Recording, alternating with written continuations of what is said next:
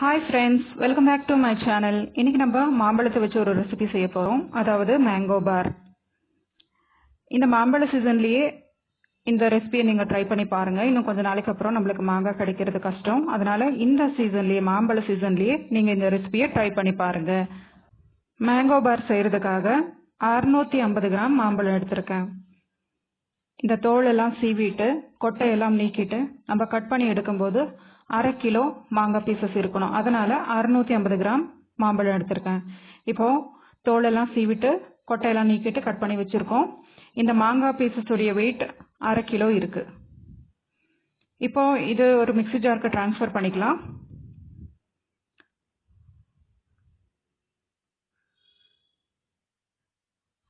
நீங்கள் மாம்பழம் வாங்கும்போது சதைப்பகுதி அதிகமாக இருக்கிற மாம்பழமாக வாங்கிக்கோங்க. அதிகம் நார் இல்லாமல் நல்ல சதைப்பகுதி அதிகமாக இருக்கிற மாம்பழமாக வாங்கிக்கோங்க. இப்போ இதை அரைச்சி எடுத்துக்கலாம். பாருங்க, இந்த மாதிரி நல்லா ஃபைன் பேஸ்ட்டாக அரைச்சி எடுத்துக்கணும். இப்போ இந்த அரைச்சி எடுத்த மாம்பழத்தை ஒரு பேனுக்கு ட்ரான்ஸ்ஃபர் பண்ணிக்கலாம்.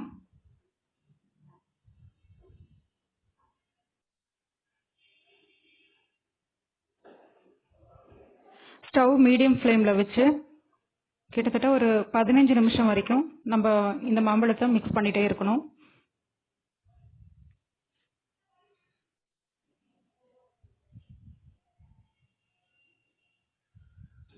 அரை கிலோ மாம்பழத்துக்கு நான் 100 கிராம் சர்க்கரை எடுத்திருக்கேன்.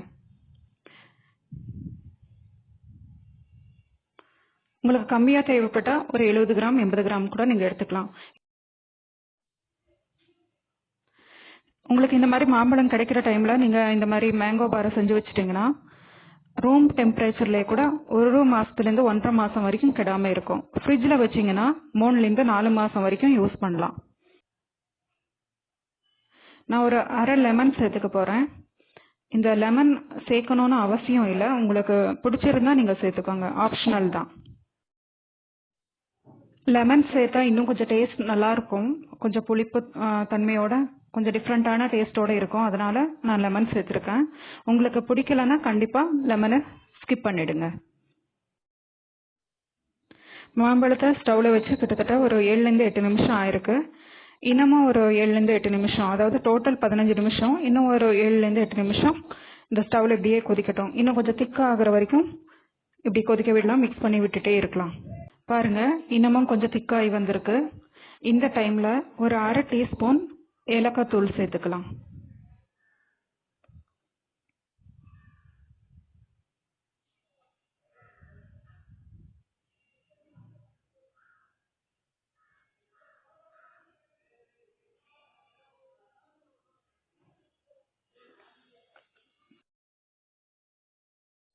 ஏலக்காய் தூள் சேர்த்து நல்லா மிக்ஸ் பண்ணி விடலாம். இன்னும் ஒரு 2 நிமிஷத்தில் ஸ்டவ் ஆஃப் பண்ணிடலாம்.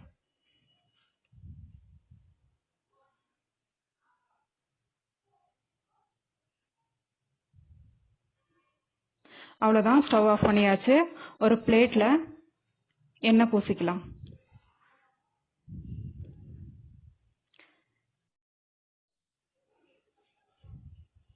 நம்ம ரெடி பண்ணி வச்ச மாம்பழத்தை பிளேட்டுக்கு ட்ரான்ஸ்ஃபர் பண்ணிக்கலாம்.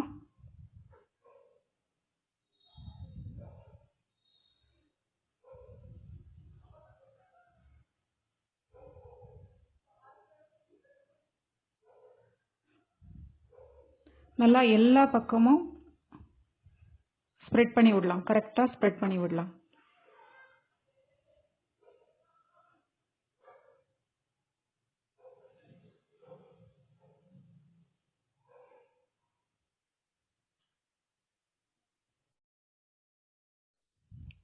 பாருங்க, நல்லா ஸ்ப்ரெட் பண்ணி எடுத்துட்டோம். இப்போ இந்த பிளேட்டை நல்லா வெயில் இருக்கிற டைமில் வெயிலில் வச்சு ஒரு காட்டன் துணியை மேலே போட்டு வெயிலில் வச்சு 2 நாள் காய வச்சு எடுத்துக்கலாம். 2 நாளைக்கு அப்புறம் எப்படி வந்திருக்குன்னு உங்களுக்கு நான் கட் பண்ணி காட்டுறேன்.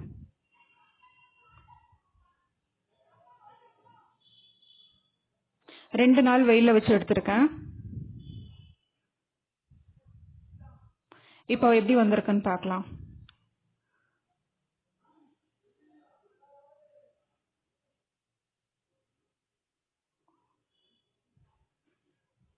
பாருங்க எவ்வளோ நல்லா கண்ணாடி மாதிரி வந்திருக்கு பாருங்க. இந்த மாதிரி நீங்களும் நல்லா வெயில வச்சு காய வச்சு எடுத்துக்கோங்க. இப்போ இதை கட் பண்ணி எடுத்துக்கலாம்.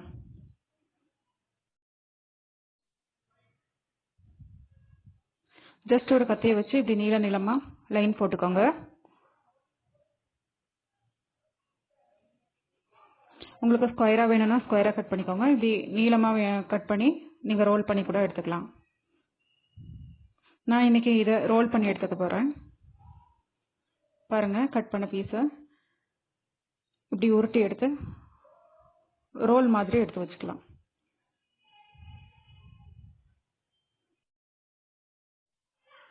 நீங்க என்னோட சேனலை இன்னைக்கு தான் ஃபர்ஸ்ட் டைம் பார்க்கறதா இருந்தா கண்டிப்பா மறக்காம என்னுடைய சேனலை சப்ஸ்கிரைப் பண்ணுங்க. மீதி இருக்கிற பீசஸையும் ரோல் பண்ணி எடுத்துக்கலாம்.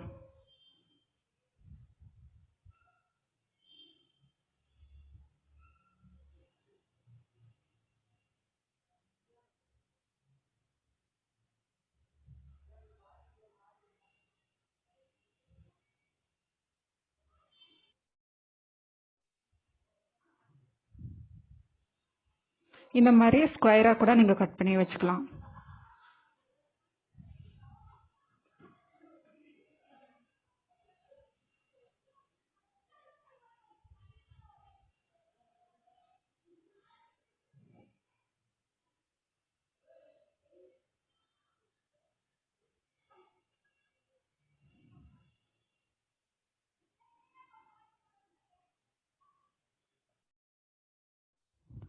நம்ம சுவையான மாம்பழ மிட்டாய் ரெடி ஆயிடுச்சு. நீங்களும் மறக்காம இந்த ரெசிபியை ட்ரை பண்ணி பாருங்க.